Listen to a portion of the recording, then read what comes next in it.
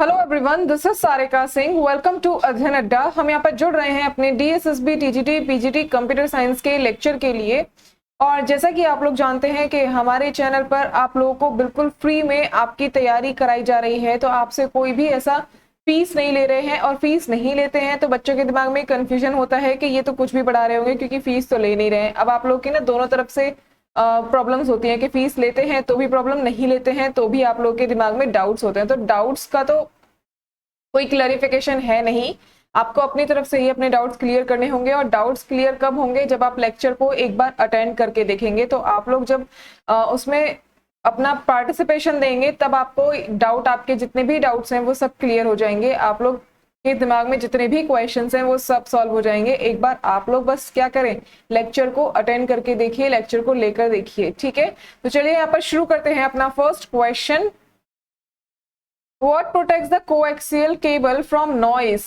Noise से coaxial cable को क्या प्रोटेक्ट करता है? Inner conductor, outer conductor, diameter of cable या इंसुलेटिंग मटेरियल? तो कोएक्सियल केबल को नॉइस से कौन प्रोटेक्ट करता है? Insulating material. जो इसमें इंसुलेटिंग मटेरियल लगा होता है वो नॉइस से प्रोटेक्ट करने के लिए लगाया जाता है। ठीक है, next question. In an optical fibre the inner core is the cladding. Cladding से इनर कोर कैसा होता है? तो ये मोर डेंस देन, ठीक है, ज्यादा क्या होता है? डेंस होता है। Next, the inner core of an optical fibre is in composition. तो इनर कोर जो है ऑप्टिकल फाइबर का वो कैसा हो सकता है? वो या तो ग्लास का होगा या प्लास्टिक का होगा। ठीक है, next, radio communication frequencies range. जो रेडियो कम्युनिकेशन होता है उसकी फ्रीक्वेंसी रेंज कितनी होती है वो आपको बतानी है। तो कितनी होती है? 3 किलो हर्ट्ज से लेके 300 गीगा हर्ट्ज तक होती है। ठीक है, next, the radio communication spectrum is into band based on. जो रेडियो कम्युनिकेशन स्पेक्ट्रम है वो किस पर बेस्ड होता है? तो किस पर बेस्ड होता है? वो फ्रीक्वेंसी पर बेस्ड होता है। ठीक है, next, when a beam of light travels through media of two different densities, if the angle is incidence is greater than the critical angle occurs। अगर कोई लाइट का जो बीम है वो ट्रेवल कर रहा है किसी मीडिया के थ्रू, दो डिफरेंट डेंसिटीज के मीडिया है जिनके थ्रू क्या कर रहा है, एक लाइट है जो ट्रेवल कर रहा है, यानी एक जगह से दूसरी जगह पर उसकी रोशनी, जो उसकी बीम्स हैं वो जा रही है। अगर एक का angle incidence is greater than critical angle है तो क्या होगा? रिफ्लेक्शन होगा, रिफ्रैक्शन होगा, इंसिडेंस होगा या क्रिटिसिज्म होगा? तो क्या होगा? रिफ्लेक्शन होगा। ठीक है, आप लोगों ने ये फिजिक्स में भी पढ़ा होगा। Next, in a noisy environment the best transmission medium would be. Noisy environment में जो बेस्ट ट्रांसमिशन मीडियम है वो कौन सा हो सकता है? Twisted pair cable, optical fibre, coaxial cable या फिर द एटमॉस्फेयर? तो ये क्या हो सकता है? Optical fibre. ठीक है, नेक्स्ट, एन एनसाइक्लोपीडिक डेटाबेस। एनसाइक्लोपीडिक डेटाबेस क्या होता है? ये क्या होता है? Is an information utility that specialises in storing and searching information के लिए यूज होता है। ठीक है, next, What frequency range is used for FM radio transmission? जो आपके FM रेडियो यूज होते हैं उसका ट्रांसमिशन के लिए कितनी फ्रीक्वेंसी यूज की जाती है? क्या फ्रीक्वेंसी रेंज होता है उसका? जो आप ये रेडियो FM सुनते रहते हैं, ठीक है, उसका क्या फ्रीक्वेंसी होता है? लो 30 to 300 mega hertz, very low frequency, high low frequency इतना, और इसमें से आपका कोई भी नहीं है। ठीक है, none of above. Next, Which of the following frequency ranges used for AM radio transmission? AM radio transmission के लिए इनमें से कौन सा frequency range है जो यूज होता है?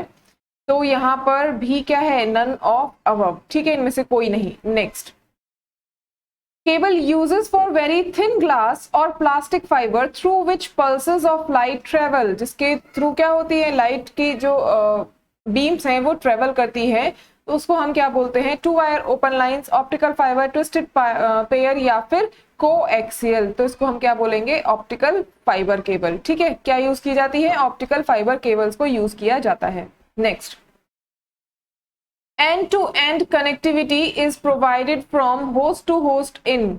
ये जो एंड टू एंड कनेक्टिविटी दी जाती है किस में प्रोवाइड की जाती है? ये ट्रांसपोर्ट लेयर में प्रोवाइड की जाती है। ठीक है, next question, the frequency range this. ये फ्रीक्वेंसी रेंज किसके लिए यूज की जाती है? एएम रेडियो ट्रांसमिशन के लिए, टीवी ट्रांसमिशन के लिए, एफएम रेडियो ट्रांसमिशन के लिए, या microwave communication, satellite and radar के लिए। तो ये किसके लिए की जाती है? एएम रेडियो ट्रांसमिशन के लिए यूज की जाती है। ठीक है, next, error detection at the data link level is achieved by. जो एरर डिटेक्शन है वो किसके द्वारा अचीव किया जाता है? डेटा लिंक लेवल पर बिट सफरिंग के द्वारा, हेमिंग कोड के द्वारा, साइक्लिक रिडंडेंसी कोड के द्वारा, या इक्वलाइजेशन के द्वारा, या नन ऑफ अबव। तो किसके द्वारा? साइक्लिक रिडंडेंसी कोड के द्वारा एरर को डिटेक्ट किया जाता है। ठीक है, next question, the packet switching concept was first proposed. जो पैकेट स्विचिंग कॉन्सेप्ट है वो किसके लिए या प्रपोज किया गया था या कब किया गया था, वो यहाँ पर आपको बताना है। तो ये आप लोगों को मैंने पढ़ाया था कि 1960s में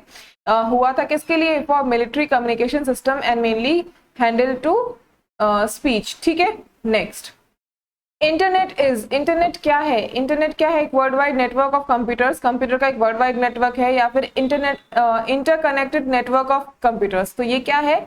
ये एक इंटरकनेक्टेड नेटवर्क है कंप्यूटर्स का। ठीक है, जो आपस में क्या है? एक दूसरे से कनेक्टेड है। Next, an interconnected collection of autonomous computer. जो इंटरकनेक्टेड कलेक्शन है ऑटोनोमस कंप्यूटर्स का, वो क्या कहलाता है? Computer network, multi computer, LAN या नेटवर्क। तो क्या कहलाता है? वो कंप्यूटर नेटवर्क कहलाता है। Next, privately owned networks within a single building और campus of up to a few kilometres in size. जो छोटे से साइज या छोटे से एरिया के लिए जो नेटवर्क यूज किया जाता है उसको हम क्या बोलते हैं? वो है आपका लोकल एरिया नेटवर्क। ठीक है, next question, man refers to, MAN, MAN, इसकी फुल फॉर्म आपको बतानी है। क्या होती है इसकी full form? Metropolitan area network. ठीक है, नेक्स्ट एंड लास्ट क्वेश्चन आज की सीरीज का, uses of standard called distributed queue dual bus DQDB are referred to as 802.6। ठीक है, ये आपका क्या है? IEEE स्टैंडर्ड कोड है। तो ये किसके लिए यूज किया जाता है?